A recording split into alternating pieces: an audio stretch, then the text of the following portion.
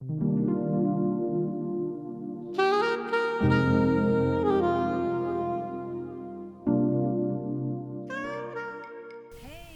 welcome to another traveling adventure with Tim and Christy. Yep, Thanks for Tim and coming Christy. along. We are at Pearrygin Lake State Park near Winthrop, Washington. Tim's been here quite a few times before. He keeps telling me it's so beautiful. It is I should beautiful. come here. And I'm finally here and I see what he means. This is just beautiful. And we are going to Wasn't have just blowing smoke. show you what there is to see here at this beautiful place. There we go. I'm glad you joined us for our visit to this beautiful park in north central Washington. The park is popular for its water recreation, including swimming, boating, water skiing, and fishing. Here is our campsite. Hey, good morning, Tim. First morning in the RV at Pearrygin Lake. You finished your breakfast. I should have got it on video, but one piece of bacon left. Yeah, and you're making it difficult for me to enjoy my bacon. It's too much pressure It is, being yeah. on the big screen. This 1,184-acre park features expansive green lawns leading to 11,000 feet of waterfront on Pearrygin Lake. Old willows and ash provide shade on hot summer days. Colorful wildflowers dominate in spring and summer.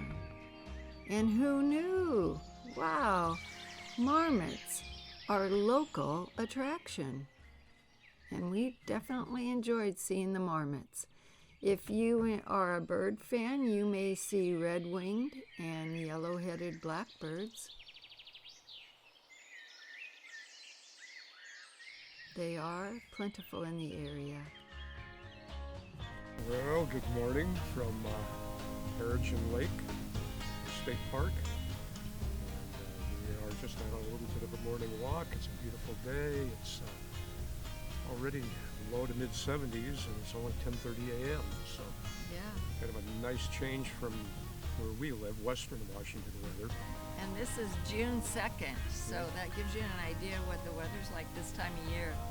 As we're looking up over the beautiful hillsides here that we'll show you later because we will do some hiking up there, we're seeing all the beautiful yellow wildflowers up there. Looking at the lake out here, and a couple of people in kayaks out there this morning. One fellow was just swimming. We asked him how the water was, and he said, well, a little bit invigorating, but not bad. He was cooling down because he'd just gone on a long run. So he came down here and jumped in the lake. A little swim. Yeah, and what contact I've had with the staff, what we've had with the staff has been very good. I mean, they're very friendly, accommodating, and so kudos to Washington State Parks for your staff. We plan on going into Winthrop today a little later, so we'll show you some of that footage. In the meantime, we're See going you to later. continue our walk.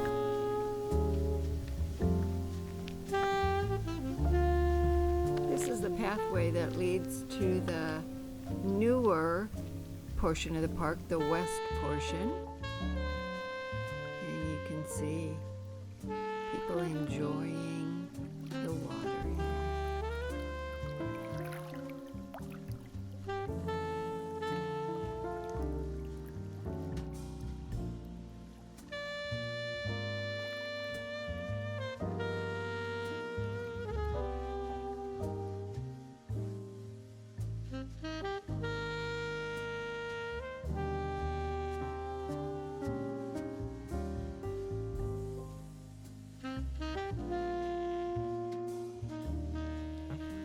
Well, let's explore a little bit more.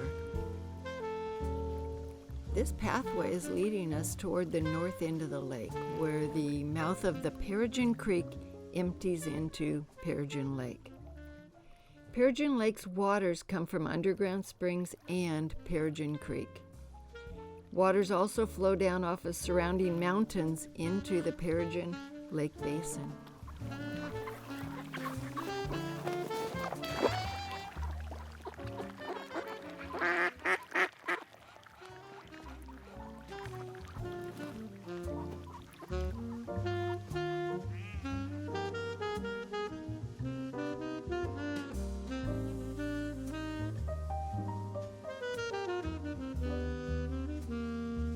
Right at the end of the lake, you'll see there is another private RV resort if you'd like another option besides the state park.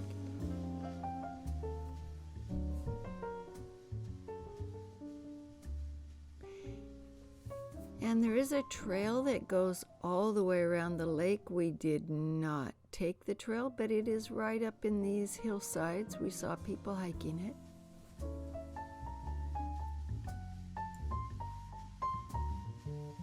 Here you can catch a little glimpse of the cabins at this state park. They actually have kitchenettes, electric heat, lights, and bathrooms with toilets.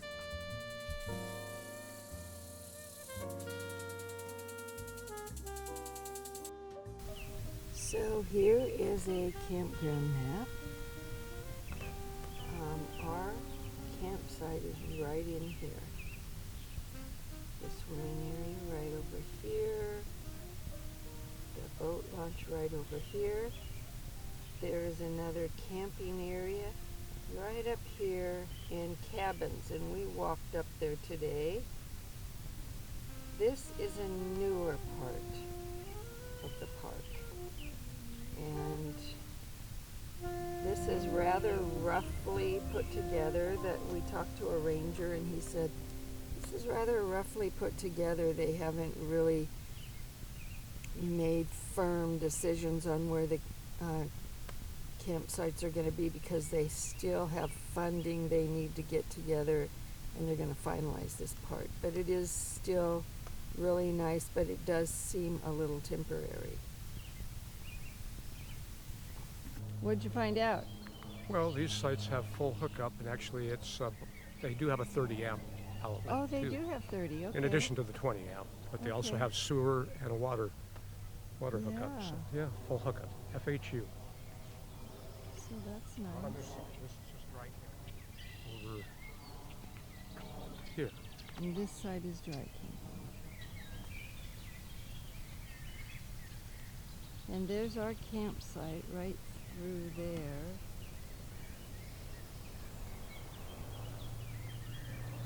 And Tim is walking over this way to try to discover his old campsite from back before they extended the park.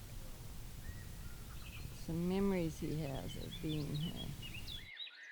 I think he found it. I think this is it. 67.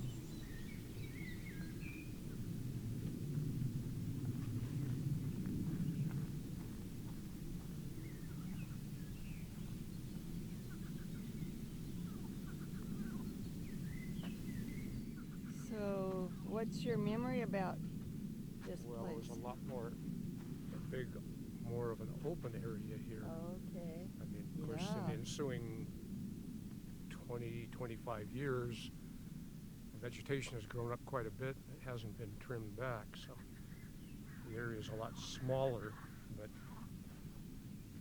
it looks pretty familiar that there's this area here, and I can just walk down and put my lawn chair in the water on a 100-degree day, and sit there with my feet in the water. And yeah, the water is very shallow, isn't it?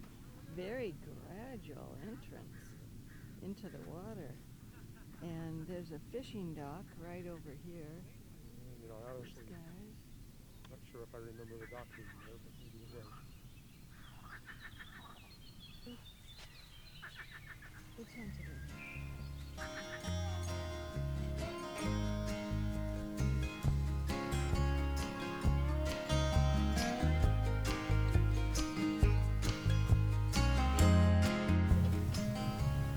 Where are we, Tim? We're in beautiful downtown Winthrop, Washington, which is has an old west feel.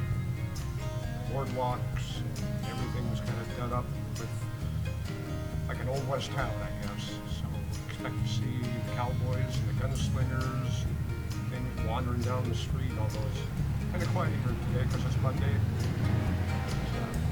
And what are we here for? What are we searching out? We're going to try to see if we can find some lunch, a burger, or a good sandwich, or something like that. I may be an old miner, but I got lots of wisdom to show for all my years. For a fair price, I'll share some with you. Okay.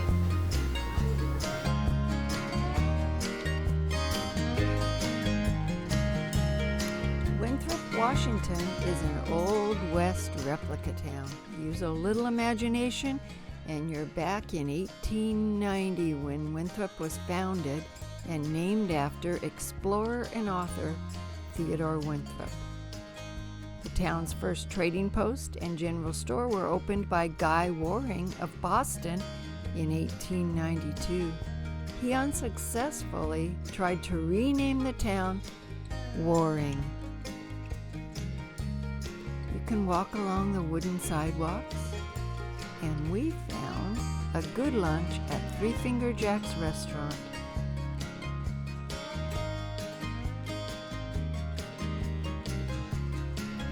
Three Finger Jack's claims to be the oldest saloon in Washington.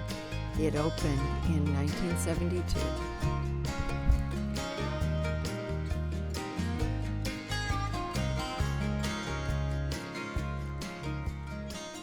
After lunch, we made our way up the hillside to the Schaefer Museum. It sits on the hill right above town. It was built by Guy Waring, and the people in the neighborhood back in the day called it a castle. Today it's called the Schaefer Museum. There is a $10 entrance fee. We did not pay the fee and go into the museum, but there's many things you can view by just walking around outside and get a real feel for the history of the area.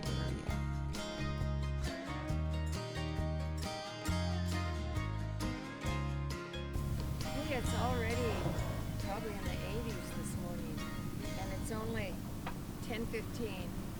We are taking the kayaks out today, and Tim plans on doing a little fishing, so he's getting his fishing gear set up. Hey, come along.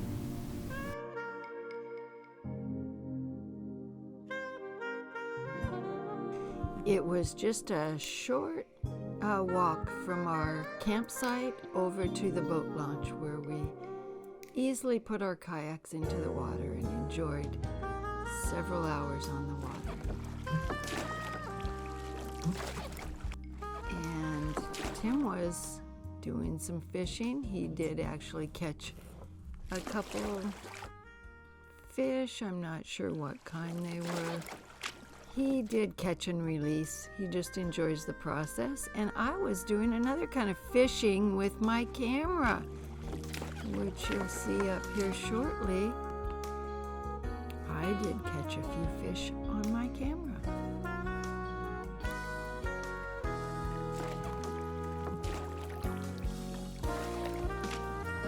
Get ready, because you're going underwater.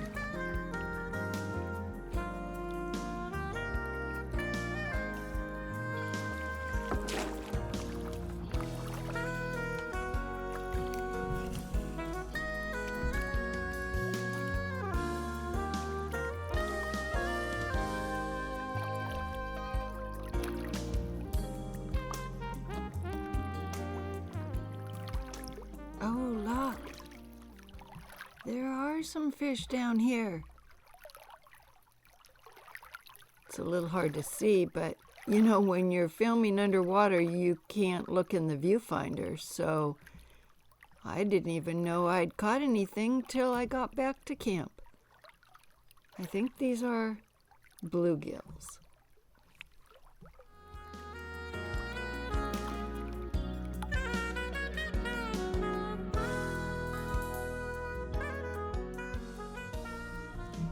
A little closer to the boat launch area, these little guys got real interested in my camera. They almost seem to be swarming around just for you. So let's enjoy them a little bit.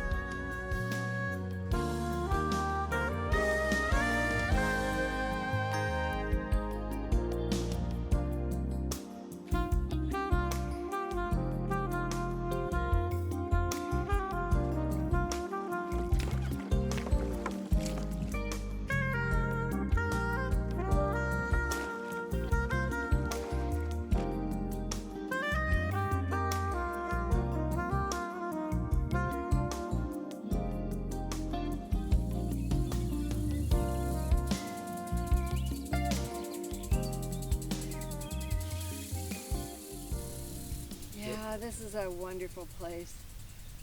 I think I wouldn't change anything about it. It's just been wonderful. The weather's been absolutely perfect. We only had like a couple mosquitoes just this afternoon.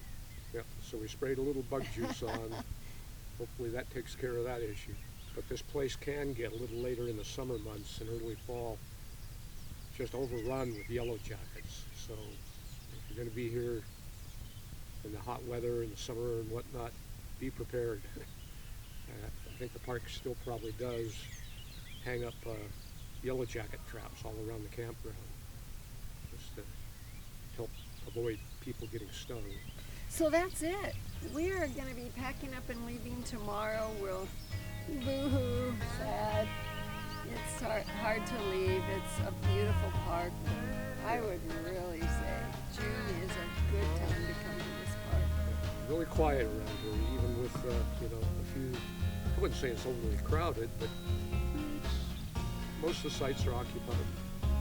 So, traveling adventures with Tim and Christine are saying so long. We're out. Sayonara. See you next